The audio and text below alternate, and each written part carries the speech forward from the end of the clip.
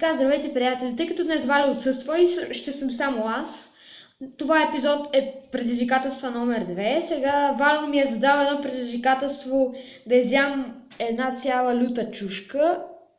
Гадно е. Да не е чак толкова люта, надявам се.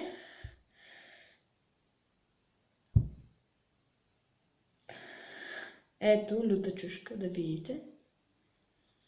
Чакайте малко. Това е люта чушка.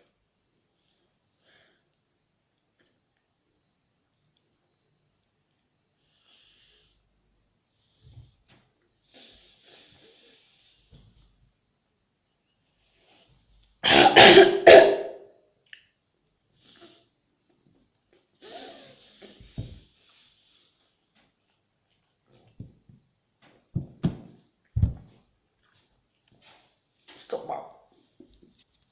Полето не ще съм опитал, хора. Още люти.